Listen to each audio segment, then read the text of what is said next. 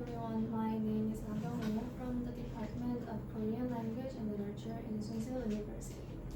So have you guys ever teared up while watching a movie? Or have you ever thought that some characters in the book are very similar to yourself? This common yet special experience happens because narratives hold lives in them. So today, I'm going to make a presentation about the power of narratives in shaping identity. My presentation is divided into 3 parts. First, let's discuss about how humans can perceive and form the world with narratives.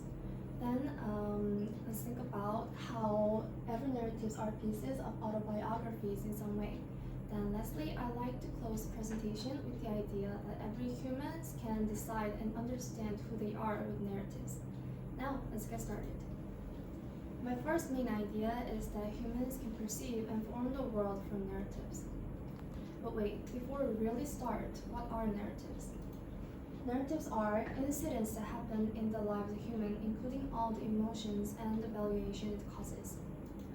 Frederick R. Jameson, who awarded Holbrook Prize at 2008, claimed that not every narratives are real. However, reality can only be asymptotically approached by narratives. Seeing from this, we can come to an idea that every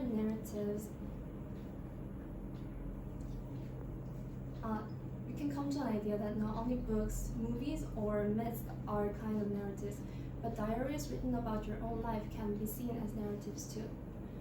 As myths were a way for the ancients to perceive the world and the narratives are closely related, influencing each other. My second main idea is that every narratives are pieces of autobiographies in some way. I can explain why with a simple, common example. Have you ever teared up while watching a sad movie? Or why do we sympathize with fictional characters even though they're not real and the emotions they feel have nothing to do with us? That is because we substitute our own experience with the characters. Every creator melts in their own or someone else's personal experience in their pieces of work. So that way we are seeing pieces of autobiographies through narratives. Han Gang, who wrote Human Acts, touched everyone's heart all around the world. Even though not everyone would have experienced the Gwangju democratization movement, but they would have imagined the tragedy, and those who would have experienced the similar incidents before would have sympathized like it is him or her own experience. Therefore, it can be said that every story is holding a life, breathing life. So lastly, humans can understand and define who they are with narratives. We look at others' life and history through narratives, and that works as a mirror that allows us to see our own lives through it. By understanding narratives, we can define how to live and think about how to live. So therefore, continuing to learn about narratives are very important.